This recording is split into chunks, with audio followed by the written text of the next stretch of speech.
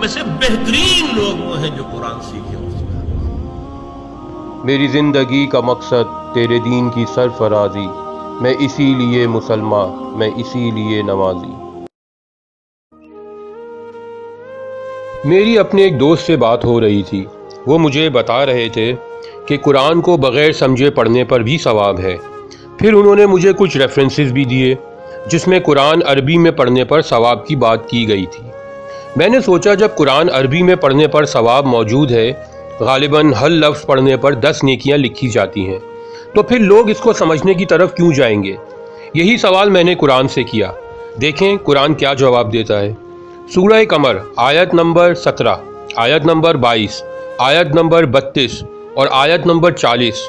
میں آپ کو 4 آیتوں کا ریفرنس نہیں دے رہا، بلکہ ایک ہی آیت ہے جو اس صورت میں 4 مرتبہ بیان کی گئی ہے، جس کے معنی ہیں ہم نے یقیناً قرآن کو یاد دہانی کے لیے آسان بنا دیا ہے، تو کوئی ہے جو اس سے یاد دہانی حاصل کرے۔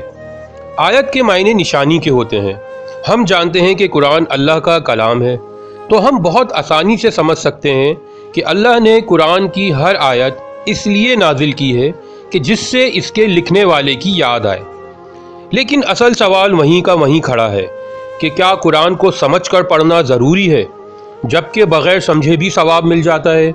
ایک بات تو ہمیں ابھی تک سمجھ آ گئی ہے کہ اللہ نے قرآن کو آسان بنا دیا ہے کہ اسے پڑھ کر لوگ اللہ کو یاد رکھیں، لیکن قرآن تو عربک میں ہے اور وہ ہماری مادری زبان نہیں ہے، تو اس صورت میں عربک سیکھنی چاہیے۔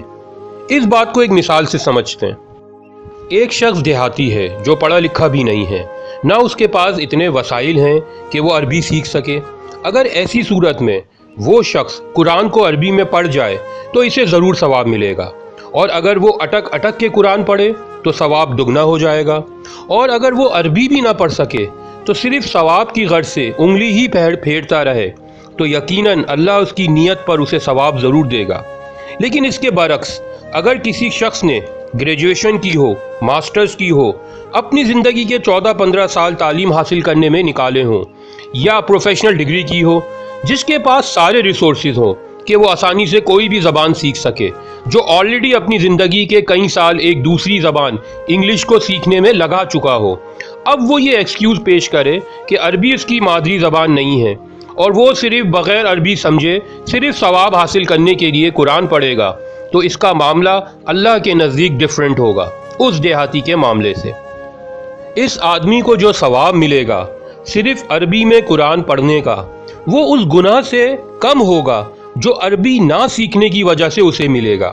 اس لیے ایسے سارے ایجوکیٹڈ لوگ جو اپنے دلوں کو تسلی دیتے ہیں کہ قرآن صرف عربی میں پڑھنے سے ثواب مل جائے گا، وہ اس بات کا جواب بھی سوچ کر رکھیں جب اللہ ان سے پوچھے گا کہ انگلش تو اتنی سیکھ لی کہ انگریزوں کو پڑھا دیں، اور میری کتاب سمجھنے کے لیے کبھی تھوڑی سی بھی عربک سیکھنے کی زحمت نہیں کی۔